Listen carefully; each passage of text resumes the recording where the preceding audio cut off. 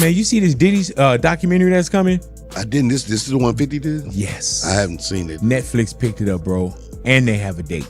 Oh, that's what somebody told me that last night. So yeah, the 50 just be like, I don't know, because it feels like, I feel like Puff got ran over, man. How so? In the sense that at the end of this whole trial, none of the stuff that they, really accused him of was like beyond what adults could do consenting wise. Right. So other than the Cassie video, which again, you should do some time for that. They're just beating a woman like that. But the thing, these guys that's still in office is worse than anything that he did, like as far as I'm concerned. So it's just like, man, y'all made a big spectacle out of this guy.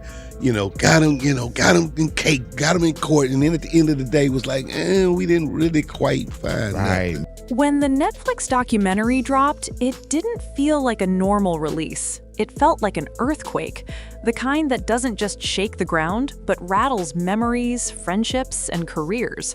Overnight, timelines lit up, group chats went silent, and names that hadn't been mentioned together in years suddenly felt connected again. People weren't just watching a documentary, they were watching their past decisions replay in high definition.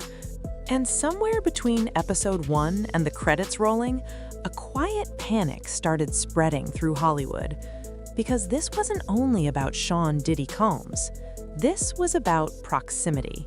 About who stood next to him, who smiled for the cameras, who benefited from the glow, and now who might be trying to run from the shadow. Takes a lot of the reasonable doubt away. They do a good job of laying it at his feet. I was pissed by episode 2. Really? I was absolutely pissed by episode 2. It's the Doc or the Puff? Yeah. Puff. Oh, okay. Because the way the doc is framing it was Big didn't want to go to LA at all. Like that little segment, and we maybe have heard that before, this doc did a good job of making you say, right after Pac dies, why would Biggie want to go to LA to finish recording the album? Like that just it sounds real stupid today. Yeah, it does a little bit. It does. And then they got interviews with all these key people where even if they are saying something you heard before, they saying a little more in depth. So they got the guy saying, I forgot his name, sorry. They got him saying, yo, Biggie was supposed to go to LA and then run with me over to London 2 days later, but that didn't happen. He was urged to stay. I mean, and then they get into the swapping of the Rolling Stone cup. What nobody expected was how fast the mood changed. 1 minute, celebrities were posting vague, inspirational quotes. The next, fans were pulling old photos, old interviews, old red carpet moments out of the archives. Suddenly, silence felt loud, and distancing felt obvious. Because when a reckoning hits, it doesn't stop at one name. It ripples outward, touching everyone who ever shared the stage, the spotlight, or the lifestyle. And the question became impossible to avoid. Who's nervous right now, and why? To understand why this moment feels so heavy, you have to go back to the era when Diddy wasn't just a mogul, he was the culture. The late 90s and early 2000s were built on excess, ambition, and the idea that success meant access. Access to parties no one could talk about. Access to rooms where deals were made with a handshake and a smile. Diddy mastered that world. He wasn't just producing music, he was producing moments, images, and relationships that felt untouchable. Again, more things that you have heard, but it's framed differently. Somebody, and again, maybe that's 50, there's somebody in the know putting this timeline together. Yeah, I was saying for him for the big by episode 2. Wow. Really? Yeah, it was. I gotta watch this tonight. I'm watching it tonight, for sure. Episode 3, then they get into the women and just, you know where this, that life's, you know where it goes. And 4 is the end. Okay. And 4 is the end. How was it in? Like at him? Now. Okay. Now, Cassie, they got footage of, they got all the footage. They got footage of Ryan Leslie bringing Cassie in the conference room and then Puff at the head and then them in the studio with Puff saying, yeah, I like this song, but I want to love it. I need a rapper need to do this part that you on, Ryan Leslie. And then there was no more Ryan Leslie. Then it was Kim Porter was the wife, but then Cassie was the wifey. And then when Kim Porter would come around, it was Cassie to go to the spa or some shit because they couldn't be around each other. And then they got fucking I'll Be Sure in there. Got Eric Sermon in there talking about Misa. Wow. Talking, yo, when Puff met Misa, yada, yada. Like, it's just a whirlwind of shit. Back then, being seen with him meant you had arrived. It meant you were protected by the machine. Artists, actors, athletes, and models all floated through that orbit. Some stayed close, some brushed past, but the photos lasted forever. And the stories, whispered for years, always seemed to fade before they fully formed. People would say, that's just how the industry is, and keep it moving. Jennifer Lopez was part of that chapter, a young superstar rising fast, learning how to navigate fame at a dangerous speed. Her relationship with Diddy was public, intense, and unforgettable. I won't call it a hit piece because they did focus on his success as well. Okay. And that's the story they were telling. Is like, but the success drove him to be a monster? Is that how they framed it? No, I won't say that. But the guy that got away at every turn and continued to rise and rise more. And then when this got dead, the Danity Kane, they went into the whole making the band shit and what that looked like with today's ears and climate. His relationship with Aubrey and how he was sending her shit on some. Did they put her in? Yo, I'm masturbating tonight. I'm gonna think of you, and yeah, I wanna fuck. And when that didn't go right, then they pan right to the footage of him kicking out the group, and she looking at him like, oh wow. She looking at him like, yo, Did she speak? Did she speak in the? Huh? Did she speak in the? I think so. It's all fuzzy. It's all fuzzy. I know you just. I know you gonna rewatch it. Yeah. You have to rewatch it. Oh no, this is. It's all fuzzy, but she looked at him like, my man. Really? Because he's sitting there saying, you're not provocative enough. You're not promiscuous. Right there, word. Yeah, and then it got into when I was done with Danity Kane, he fucking X'd that whole group, took Dawn, put in Dirty Money. Now it's him in the group, so he's the focus. The story they kept trying to tell was he always wanted to. Red carpets, award shows, that infamous nightclub night that still follows both of their names decades later. For years, it was framed as youthful chaos, a wild time before maturity set in. J-Lo went on to build an empire rooted in reinvention, control, and careful image management. Hey man, after watching that Netflix shit that Cinquetta produced, I don't trust no celebrity. Thank you, God. I never went to nobody's party. That's why I never do no feature. I don't go to studios. Thank you. I'm not even hot no more. Nobody even requesting me. All that shit, bro. I'm Cinquetta. You showed me something, man. Hey.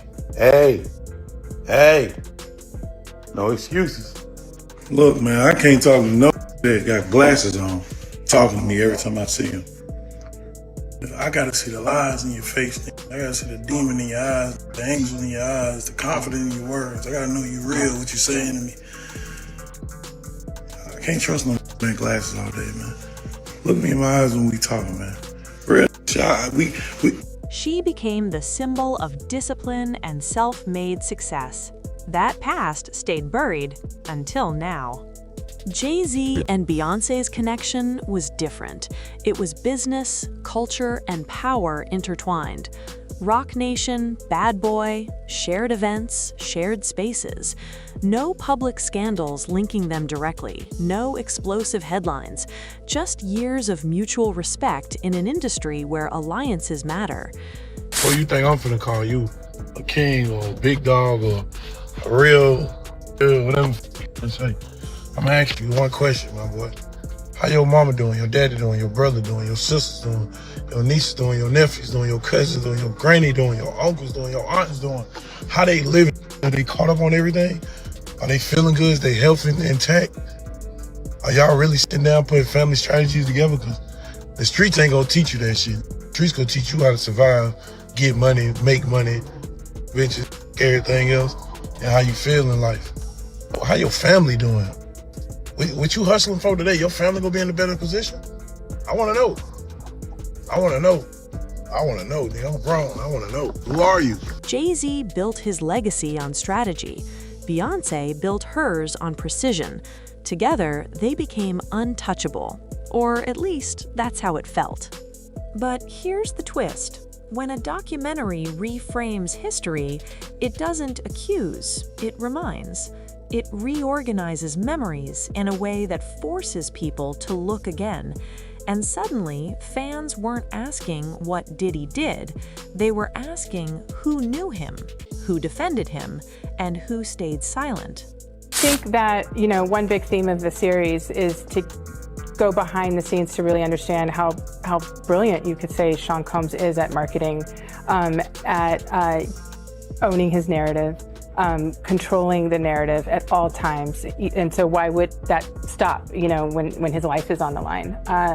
So I think that, on its face, that's what it is. But as you get deeper in the film, you start to realize, perhaps how some of these tactics, how they really came to present themselves, during the trial. As the documentaries spread, something strange started happening.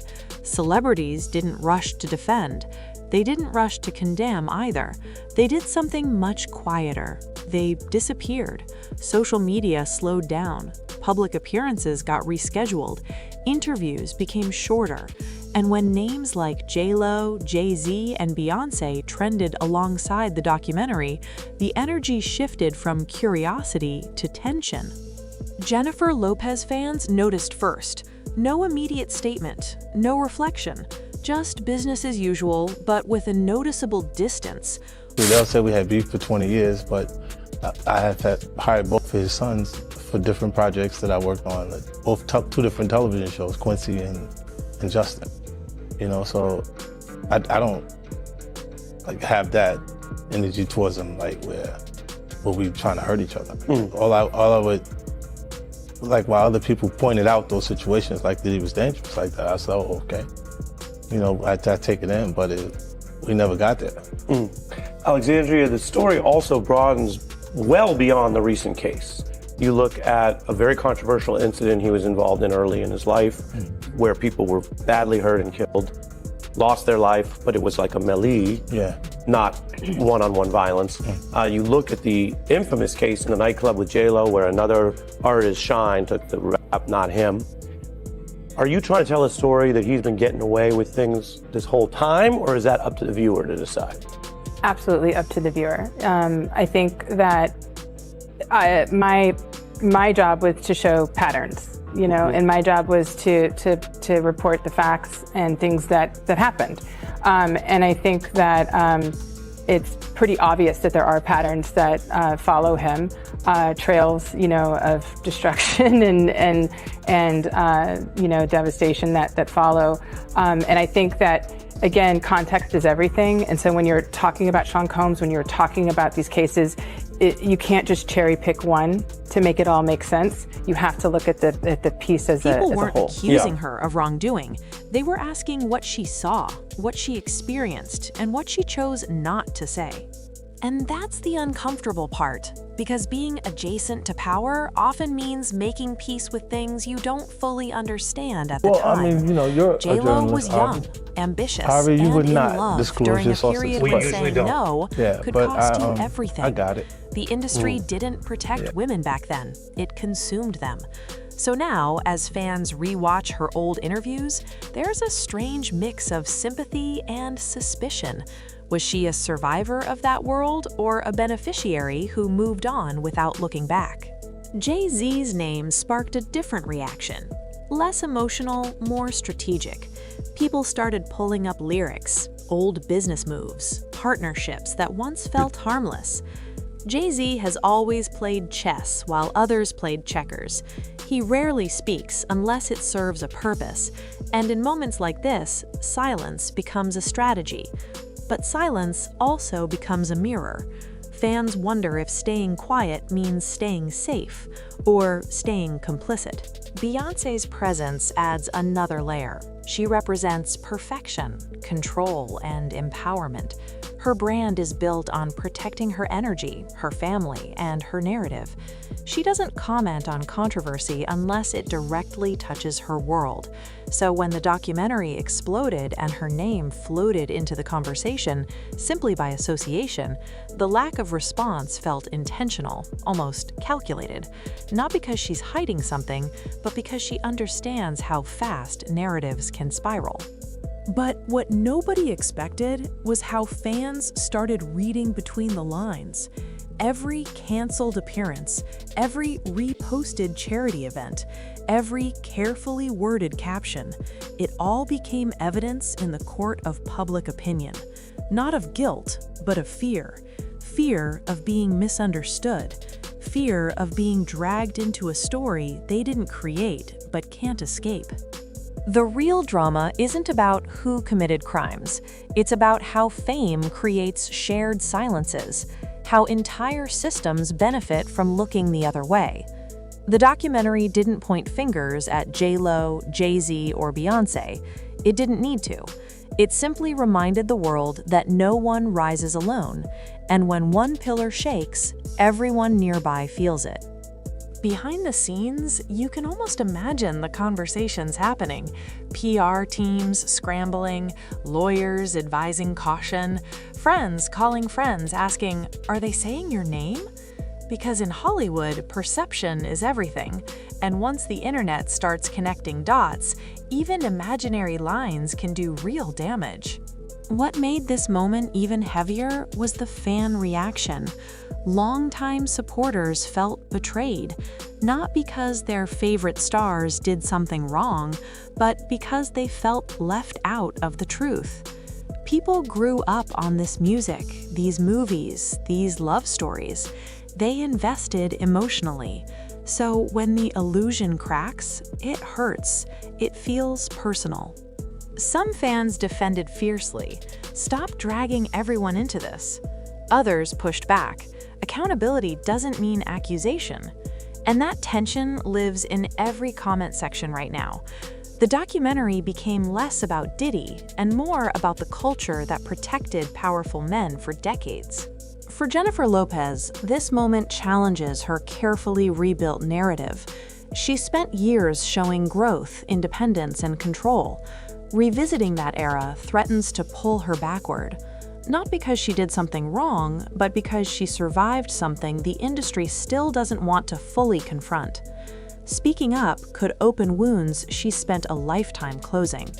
Staying silent, though, allows others to speak for her. Jay-Z faces a different crossroads. His brand is built on legacy, ownership, and leadership. He positions himself as someone who escaped the traps of the industry and built something better. Being associated with a system now under scrutiny forces uncomfortable questions, not about guilt, but about responsibility. When you're powerful, do you owe the truth, even when it costs you? And Beyoncé, perhaps more than anyone, understands the weight of choosing peace over noise. Her silence isn't weakness, it's protection. But it also reminds fans that even empowerment has limits inside an industry built on control. The emotional impact of this moment stretches beyond headlines. Families are watching. Children of these celebrities are growing up in a world where their parents' pasts are searchable. Careers built over decades can be questioned in a weekend, and the mental toll of being constantly evaluated by strangers is real. Imagine watching a documentary and realizing your name is trending for something you didn't do simply because you once stood next to the wrong person. That kind of pressure doesn't fade easily. It forces reflection. It forces distance. It forces people to ask, what is my responsibility to the truth, and what is my responsibility to my own survival? For the industry, this is another wake-up call. The old rules don't apply anymore. Silence used to protect. Now it invites suspicion. Speaking used to cost careers. Now it sometimes saves them. But there's no clear roadmap. every move feels risky. And here's the hardest truth. Not everyone who benefited from proximity was aware of the harm happening around them. Fame moves fast. Power hides well. And hindsight is cruel. It judges past choices with present knowledge. That doesn't mean accountability shouldn't exist. It means it should be honest, nuanced, and fair. As the dust settles, one thing is clear. This documentary didn't just tell a story. It reopened conversations that were never finished. It reminded fans that celebrities are human, flawed, and shaped by environments they didn't always control. And it exposed how deeply interconnected the industry really is. So when you see a star go quiet, cancel an interview, or suddenly shift focus, don't rush to assume guilt. Sometimes running isn't about hiding, it's about catching your breath while the world decides what it wants from you next. Because in the end, this isn't just about Diddy. It's about the cost of fame, the price of silence, and the uncomfortable truth that success often comes with shadows. Shadows that follow you, no matter how far you think you've moved on. And now, the question isn't who's on the run, it's who's ready to face what comes next.